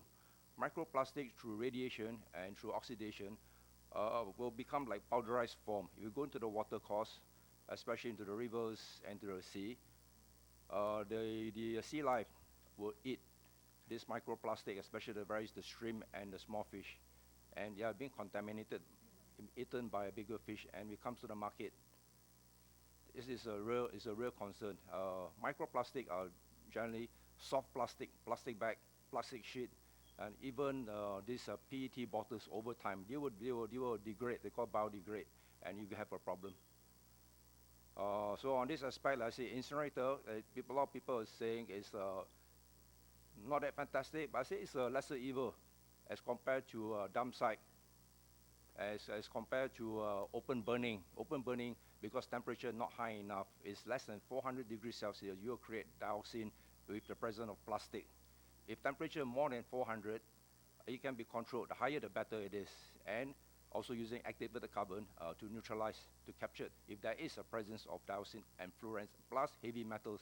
Heavy metals are mercury, lead, cadmium, and also, yes, correct. It is this what they call it, other polyaromatic or polychloride. So like I say, we are using chemical to balance it to do treatment and like I say, to make it safe.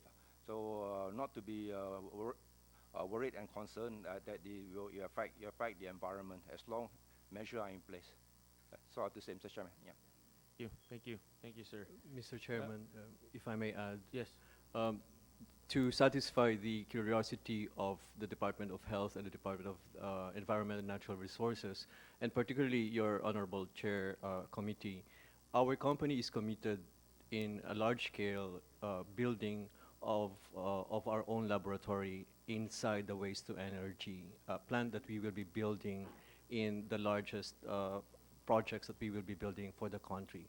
So that is our contribution, or one of the commitment that we have to ensure that the environment, the health issues, and the lives of the people around the waste-to-energy plant is addressed according to the guidelines that has been put in place by the DNR and by the Committee of Energy and the local government. Thank you. Thank you. Thank you. Next topic is we'll discuss the feedstock. No?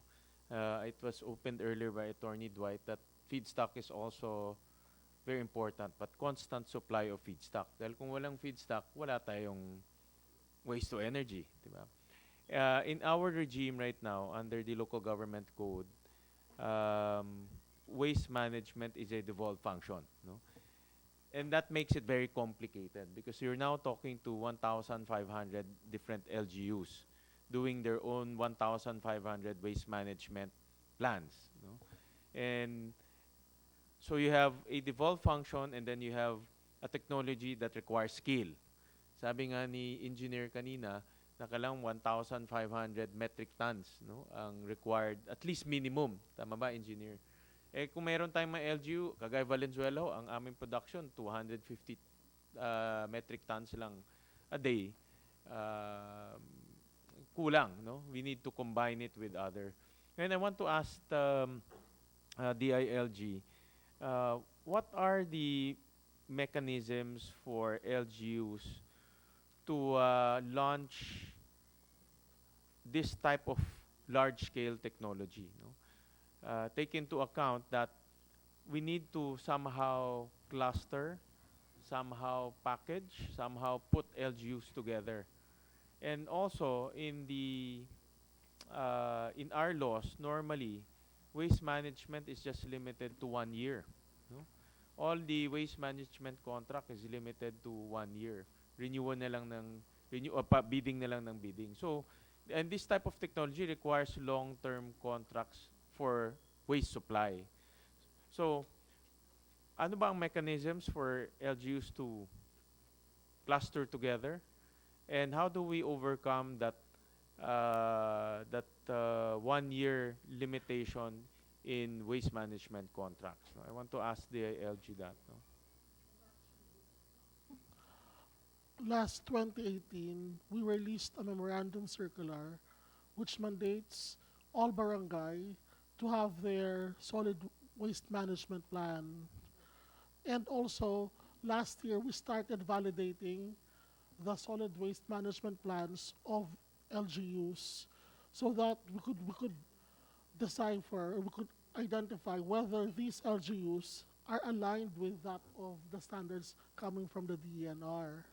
So basically, that's what we have as of yet. That's why we welcome this particular law because I think Senate Bill 1101 will pin down unequivocally the duties and responsibilities of the HUCs. But it is a recommendation of our office, it's our humble recommendation, that we extend the provision to all LGUs, not just to highly urbanized cities. What order is this again? For the barangay, Hindi, yung sa HUCs. It's proposed in SB number 1101. Ah, yes, yes, yes, yes, yes, yes, yes.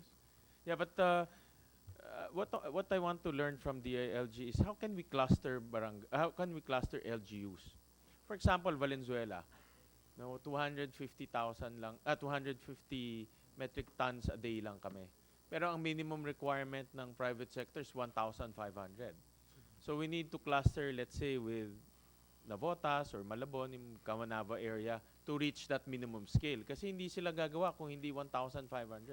So what can we do in Valenzuela to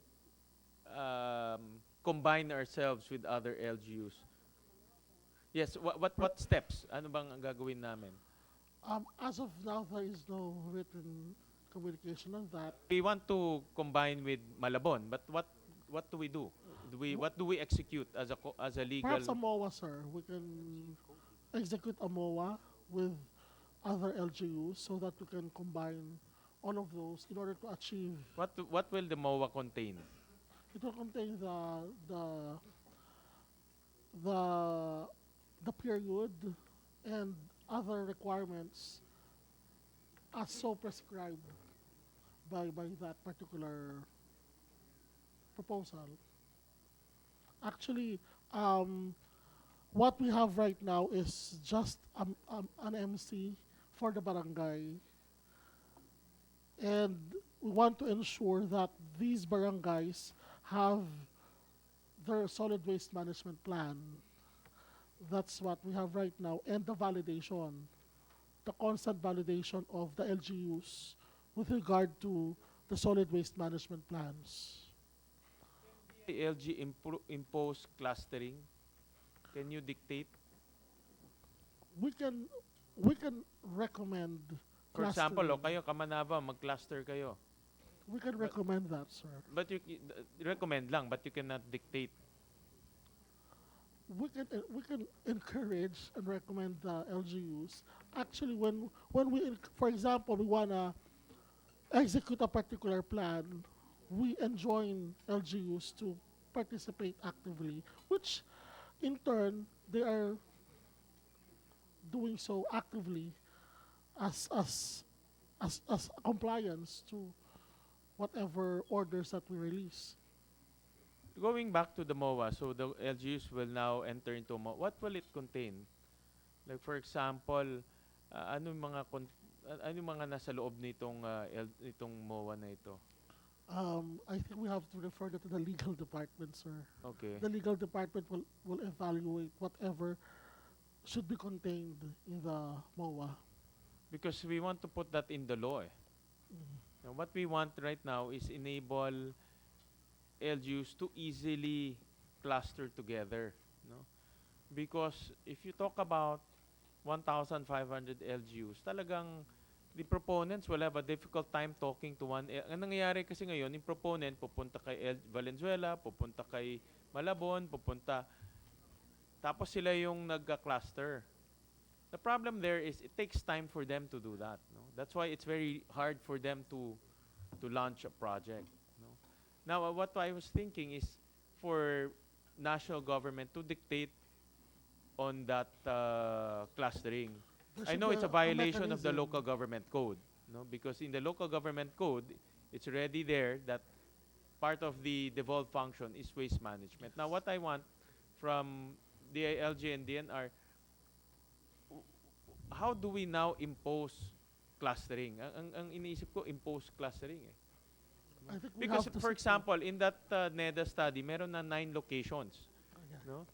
Those 9 locations have a targeted LGU. Ang problema, paano yung pag mga LGU ayaw nila? Diba?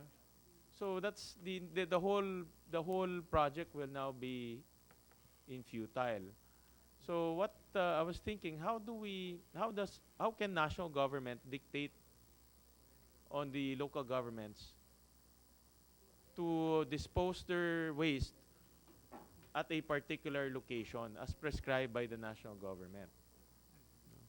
I believe we have to sit down with DNR as well so that they could give recommendations on how we're gonna I know implement it will that. run counter to the local government code, but what is your recommendation so that we will not run counter to the local government code?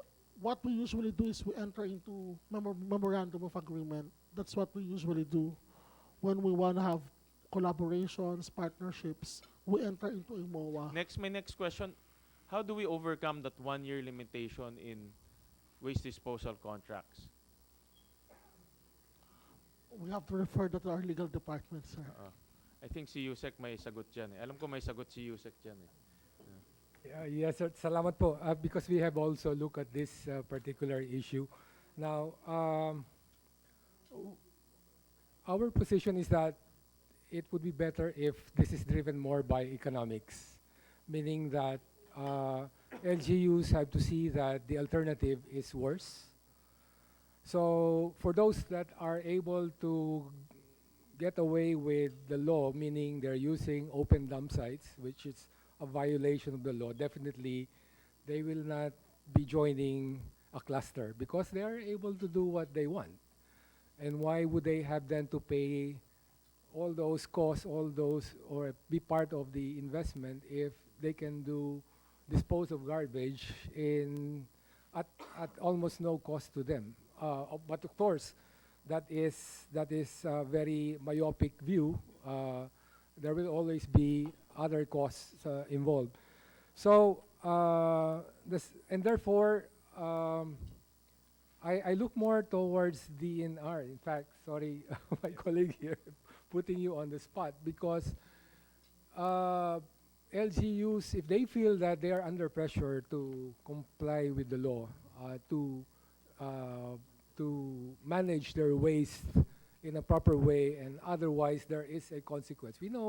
We saw what happened in Boracay, and the LGU there really, and now you go to Boracay now, it's very clean. It's been transformed, and what made it happen is because we became more strict with what they were supposed to do in the first place. So it is very important that the LGUs in this law that we are passing, or maybe in through other laws, be able to see that this is a much better alternative to another option, which, I mean, those that are using landfills today, they want to do it properly, okay? And we've talked to some of them, many of them. We talked to Iloilo, for example. They have a sanitary landfill, but their objective is really how to reduce the overall cost to the government of managing waste. So yes, there will be some revenues from electricity, but overall it's still going to cost government to manage solid waste. And what we're trying to do here is really just to bring this as low as possible. Now, for the contracts, sir, what we espouse is that contracts be approved by the Sanggunian through a resolution. Then it becomes almost like a law. That means even if there's a change in leadership, change in mayor, then the contract still holds because it is the local Sanggunian that had actually approved the contract. And I think the LGU code requires that anyway. Yeah. There is also, for clustering, there's in the LGU code, we look at this before, several LGUs can form a corporation, another entity, and going through some rules that is already in the LGU code. So that is possible. But going back to my first point, which is let this be driven by economics, meaning I'll use an analogy in another project, water. So water is also a problem amongst many LGUs, especially those outside the farther places farther from Manila. And it's a common problem. So you have a common problem how to provide clean or a higher standard of water for the residents. But it's also a huge investment to make it happen. So rather than having their own separate distribution facilities for water and tapping individually or from a stream or a river, then let them work together with this common objective to have a common solution where they all work together. So I think this is something that could happen also with LGUs if they all see the same problem. They all have the same objective, and of course, they see the benefit of doing it together because it will reduce their overall cost. Then that would be a very, very compelling reason for them to cluster. My thoughts on this is when the local government code devolved waste management, it devolved the entire waste management, meaning from collection to hauling to disposal. But we all know that the problems of the LGU is actually at the disposal. Wala namang problema sa collection eh. Wala rin problema sa hauling. Saan mo itatapon, yun ang problema. And that becomes a problem with many, especially the small LGUs. No? Even Valenzuela, at one point, naging problema rin namin yan because you have to take into consideration how far is the location, and then also the host LGU. Sometimes all of a sudden ayaw na ng Sanggunian, it becomes a problem. So I was thinking is to renationalize the waste disposal aspect of waste management. No? To give the power to DNR to dictate where LGUs can dispose waste. So, meaning, yung 9 sites kanina as identified by NEDA, if those sites are the most feasible, no, nakita ko Luzon yun, then DNR can have the power to dictate that all of you LGU should dispose your garbage at that location. So that you have scale. No? Hindi siya magiging fragmented. And for the other LGUs, I think that will be welcomed concept because it's really a problem where to throw your garbage. Yung collection from the bahay, yung collection from household, hindi problema yan eh. Saan nila itatapon, yun ang problema. No? So, but in our law right now, pati yung pagtapon, problema ng LGU yan. That's your problem. So that's why we have all of these open dump sites because they don't have that scale. No? So as an added option, maybe not removing it, but an added option is to give DNR the power to dictate. No? But the next question is the longevity of the contract. Because the LGUs, when they enter into contracts, only 1 year. No? So we need to give them also the power to enter into big long-term contract so that meron kang supply ng feedstock. Kasi magiging problema dyan is supply ng feedstock eh. You don't want a plant, kagaya nga nasabi, 8 billion pesos tapos wala kang basurang papasok. You'll have a big problem. Mr. Senator, I forgot to mention, in terms of long-term contracts, this is already actually happening. LGUs are entering into long-term contracts through joint venture arrangements or other public-private partnership arrangement, again, blessed by the Sanggunian. So, but in order to do that, they need a local enabling legal framework. So they therefore pass a PPP code or a joint venture code. When I say they, it's the Sanggunian. So that is already being done. May I just share, sir, that the National Solid Waste Management Commission has approved the resolution on clustering, but this is only recommendatory. It would be better for us to consider the option that the good senator has just proposed. And local development plans usually change. May I also add, whenever there is a change in leadership of the mayor, maybe it becomes a mandatory obligation on the part of LGU to comply to follow agreements which were previously forged with partners.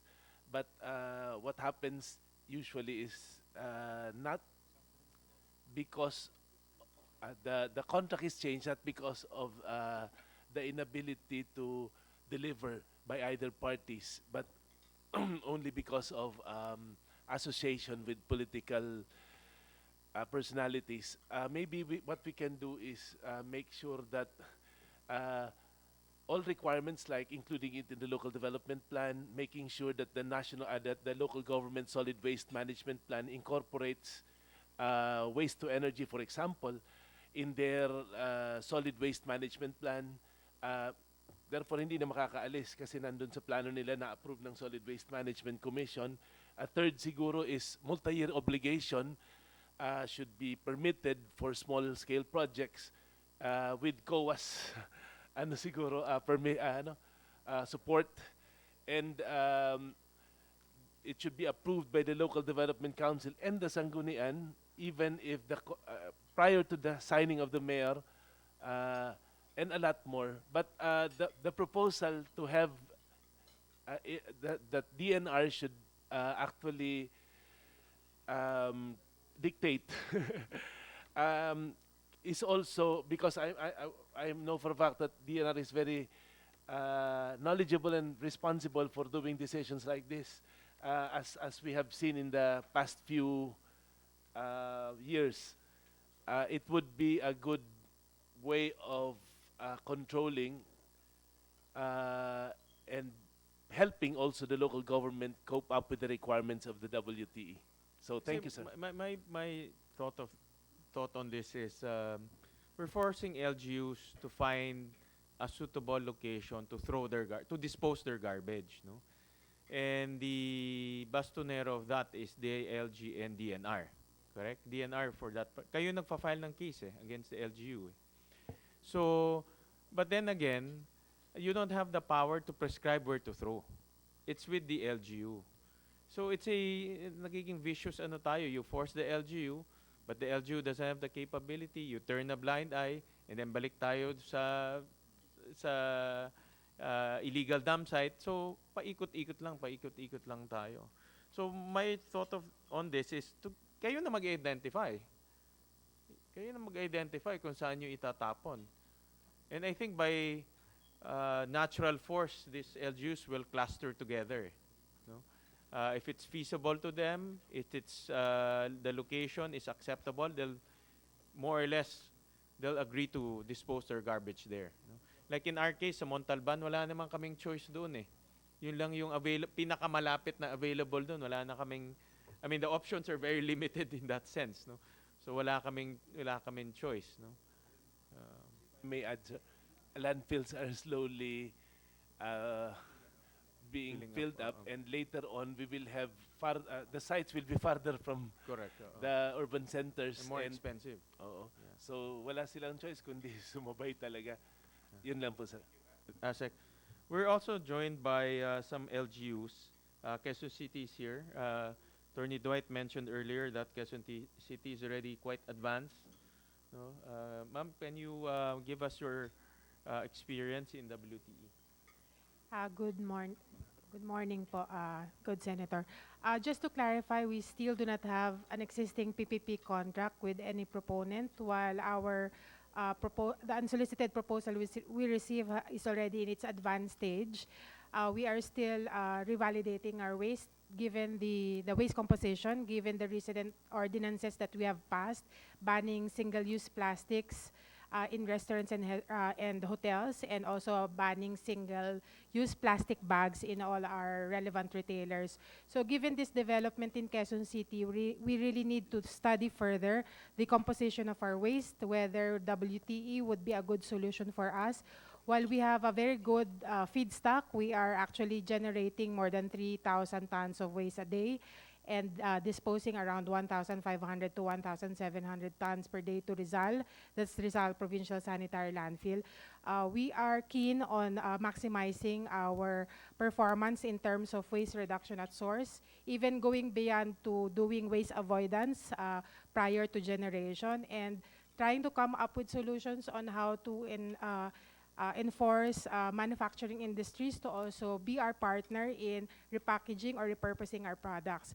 So we have a current program under the directive of our current mayor to really exhaust all possible means to reduce our waste at source before we even entertain our technology-based options, because ultimately, if this is not going to be beneficial on the part of the city government, given the feasibility of these types of projects, we will have to reconsider all aspects in terms of solid waste management. But we agree that this can be an option for Quezon City given the generation of waste that we have. But we have also, we are also keen in also doing our best to comply with the existing laws on Ecological Solid Waste Management Act. How's your experience in waste reduction? Currently, sir, we are able to reduce at least 50% of our waste away from the landfills because of our community-based projects on solid waste management, including those that we implement in schools and institutions. And given our recent ordinances on single-use plastics, I think we will also further increase our waste diversion because of this. Because ako, as mayor, nag-give up na ako sa segregating at source. No? Talagang if there's anything that I am not proud of is my non-achievement at segregating at source. Ang hirap po talaga. Hirap. It's although segregation at source, but in Valenzuela we have what we call segregation at the transfer station. Pagdating sa transfer station, doon na kami nagsesegregate. But that's driven by economics because yung mga nagsesegregate, we allow them to sell. No? But at source is really a very tough endeavor for LGUs. That's correct, Senator. In fact, sir, just to also raise the concern of LGUs, aside from capacitating national government agencies in monitoring waste-to-energy facilities, I think it should also be part of the LGU's concern to be capacitated because ultimately we will be hosting these facilities. If we do not know how to monitor, we will be answerable to our constituents. Thank you, ma'am. We're also joined by Mandaluyong. Mr. Oblea. Yes, Senator. Magandang umaga po. Well, in the city of Mandaluyong, when it comes to solid waste management, we follow all the directives coming from the DNR, the ILG, and of course the MMDA, which Mandaluyong is a part of that cluster, I think so. Ngayon, for the disposal of our waste, in Mandaluyong, we hire a private contractor for that matter. These private contractors will ultimately hold the daily waste of the city generated by the city, and they are responsible to where they will dump this to landfill. No? However, they are governed. I know for my as of this present time, they are governed by the MMDA. They apply permit to dump to a landfill being managed or operated by the MMDA. So I think, sir, yung question nyo, paano maika-cluster yung LGU, siguro ang suggestion ko, we must secure the suggestion of the MMDA on the part of the Metro Manila. Ano kayo nagtatapon? Sa Rodriguez Rizal. Halos lahat naman yata doon. Meron din sa Metro Manila, meron din sa Bitas, so yung Manila asa. That's what we've done in disposing our waste in the city of Mandaluyong, sir. Thank you, sir. And also Makati, Mr. Villamena. Makati. Marikina pala.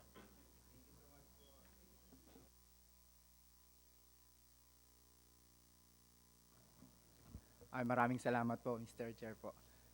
Magandang umaga po sa inyong lahat.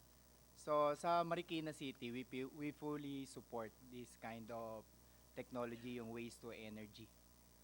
Waste to energy facility naman po.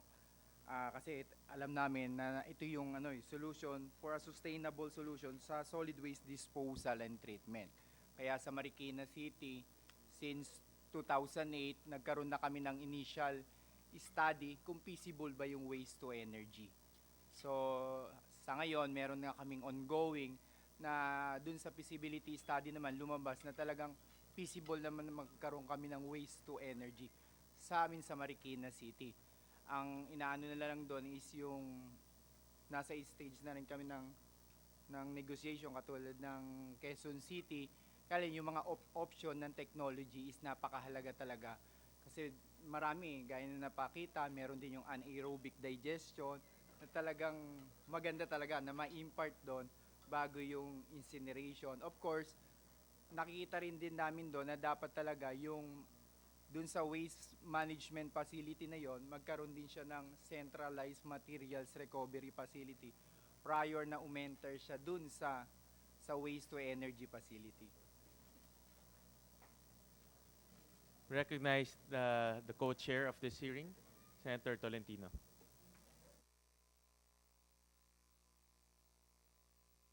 Our resource persons, I think it's important to note that when you look at the overall picture of this issue, it stems from our ability to issue legitimate work permits dun sa mga pumapasok ho sa atin. So perhaps let's talk about the status of inspection. No? You made mention, Secretary Bello, about the inspections made by the DOLE to licensed POGO operators and accredited service providers. Iba ho kasi yung may POGO po na licensed POGOs, tapos mayroong POGO service providers. Please correct me if I'm wrong, Pagcor. No? If ang POGO licensees, there are about 60 POGO licensees. 50 dito ay foreign-based at Philippine-based naman ng 10 doon sa POGO licensees. Doon naman sa accredited service providers na POGO, service providers naman, there are 221. 203 dito ang operational and 18 ang non-operational.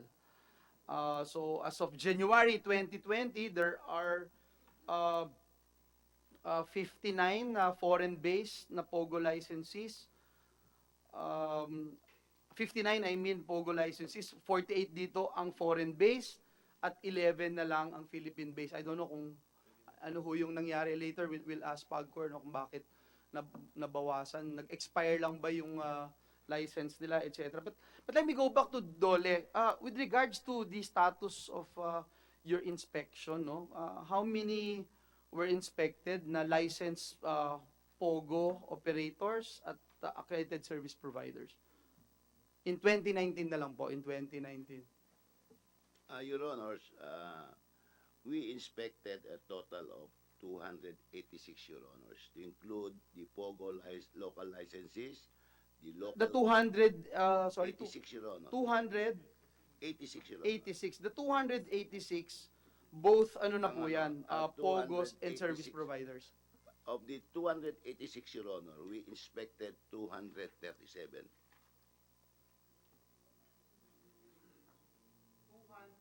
From out of the 286 you inspected 237, Your Honors. 237. Yes. Because we receive a different data. Can you show the data that we got from DOLE? So Secretary, from 286, the 286 that we are talking about here, They include, Your Honor, the licenses, the POGO licenses, and the service providers. and the service providers. Included na po yan.